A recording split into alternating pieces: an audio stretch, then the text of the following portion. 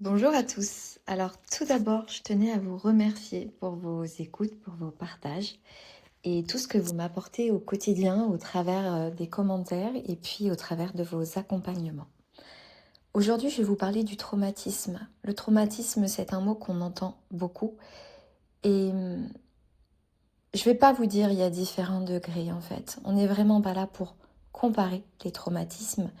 Tout ce qu'on sait, c'est que c'est quelque chose qui fait obstacle à notre bien-être dans sa globalité.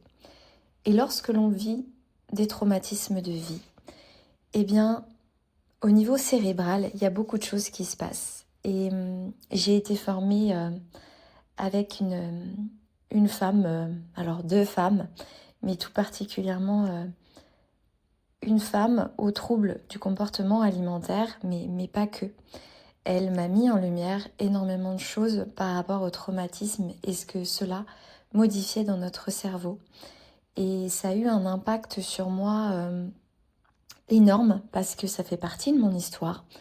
Et aujourd'hui, je devais mettre en lumière avec vous et vous partager ce que ça peut générer dans votre corps physique et du coup dans votre corps énergétique parce que comme vous le savez, je suis autant thérapeute dans les blessures, mais je suis aussi énergéticienne.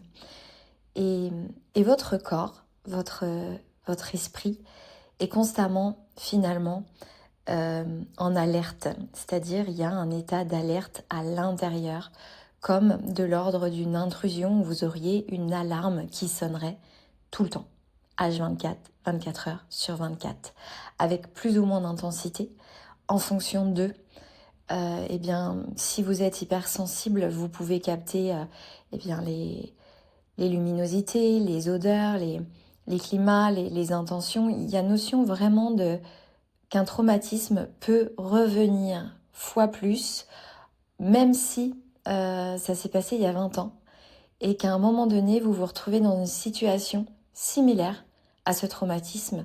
Et ça peut être juste le lieu, ça peut être juste l'odeur, ça peut être juste la luminosité. Ça, en fait, c'est vraiment très...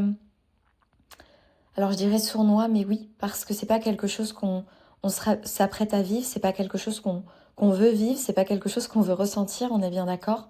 Mais ça vient de nous redire, ok, là, ton cerveau, il a enregistré que à ces moments-là, tu as été en danger, donc moi je vais te mettre en sécurité, donc j'alerte fois plus. Tout en sachant que votre corps est en alerte depuis toujours, c'est le nécessaire n'a pas été fait. Voilà. Et des fois, on n'a pas conscience que notre corps, il est en alerte. Et ma formation sur les TCA m'a permis de comprendre que mon corps était toujours en alerte fin 2025. Et ça fait vraiment un bien fou quand on a les outils pour aller désensibiliser. Alors c'est pas quelque chose de magique, ça veut pas dire que ça ne reviendra jamais. Ça dépend de tout à chacun, ça dépend de la sensibilité de chacun. Donc c'est pas quelque chose qui fait disparaître tout. Ça c'était important de le dire.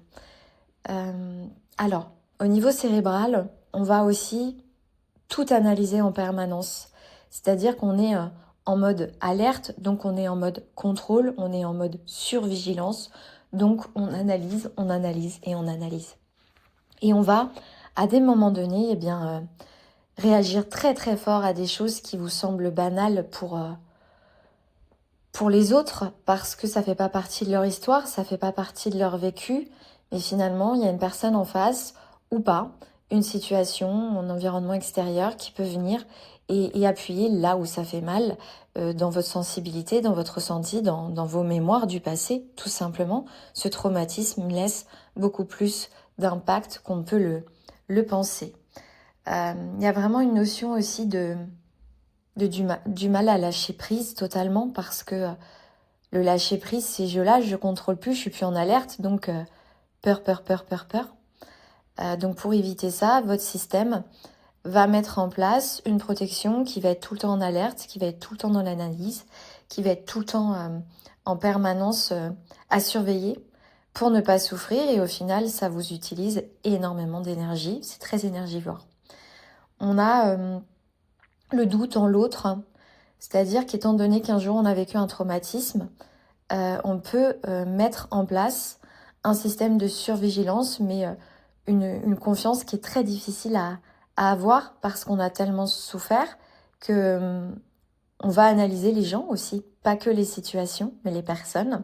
Donc ça développe généralement chez les personnes une capacité d'analyse extrêmement forte, mais pas forcément, alors je dirais plutôt néfaste quand on ne sait pas l'utiliser correctement. Votre corps, il va sursauter beaucoup. Autant quand vous êtes en éveil que vous êtes en train de dormir. C'est-à-dire que votre corps, il saute très fort. Surtout au moment où vous allez vous endormir aussi. C'est là où il doit lâcher un peu et en fait, il n'arrive pas à lâcher. Parce que partir égale danger. Donc vous êtes en mode danger, danger, danger. Votre corps, il peut se crisper aussi. Souvent. Sans raison apparente parce que votre mental l'a pas forcément analysé, mais il y a des situations, il y a des événements, il y a des éléments qui font que votre corps peut être très tendu. Et il y a vraiment aussi cette notion d'hypersensibilité à travers tout ça parce que quand on vit un traumatisme, on peut enclencher une hypersensibilité. Et il y a une notion aussi de réagir avant de réfléchir. C'est très rapide, on réagit, c'est une réponse en fait, et puis ensuite on peut réfléchir ensuite.